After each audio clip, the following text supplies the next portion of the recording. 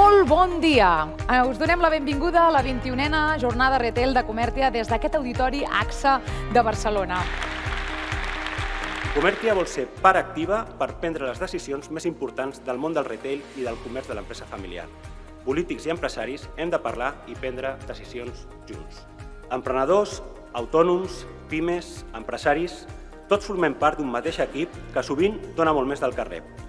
Fem també una oda a construir un país més productiu, però productiu de debò i que parli en positiu des del món polític i des del món empresarial i social també, sobre el talent, les inversions o el gran valor dels nostres professionals. Canviem de paradigma, de la queixa a la proposta. Les característiques que tenen els rebels són una, que es fan noves preguntes, que van més enllà de l'estatus quo, que miren i veuen diferent, que s'orienten clarament al futur i que veuen les oportunitats quan altres no les veuen. La paraula clau aquí és ànima, però l'ànima, des del meu punt de vista, es genera des del valor. És a dir, des de la voluntat de donar valor al teu client. La paraula clau és valor. No és preu, no és producte, és valor. És a dir, què m'estàs donant que és millor que el que jo tenia abans o el que percebia. Han de ser audaços, has de ser connector, és a dir, has de ser capaç d'anar a veure d'altres i fer iniciatives conjuntes. És evident que necessitem aquest efecte de multiplicació del talent, oberts a la tecnologia i, finalment, mantenir-se curiós.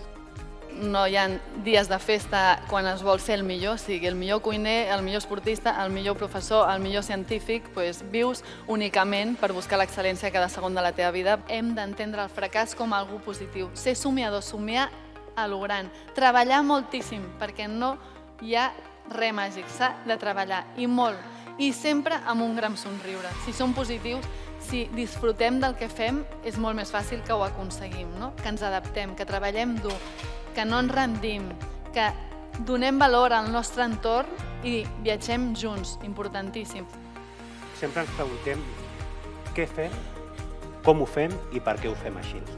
Tenim que ser generosos, novament surt la paraula generositat, per suposat que tenim que guanyar diners, però no fa falta guanyar tots els diners, perquè l'impacte fa que a llarg termini tinguem una societat que pot consumir, i això és el que ens salvarà dintre de 10 anys. Jo crec que per liderar també l'important també al final és millorar les teves competències, les teves i de tot l'equip. Si no tenim grans empreses, grans o petites, però molt bones empreses, no tindrem un bon país. Que tinguem bones, rendibles i competitives empreses en aquest país, amb els centres de decisió en aquest país i amb accionistes d'aquest país és més important del que de vegades sembla en molts àmbits.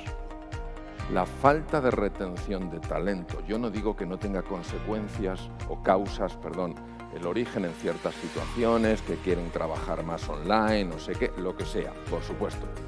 Pero desde mi punto de vista, una gran parte de la falta de retención del talento es porque no conseguimos enamorar con nuestro proyecto. El alma es algo que se comparte, que enamora a las personas con un proyecto. Poner en valor lo que realmente vale, el alma de la empresa. Muchas gracias.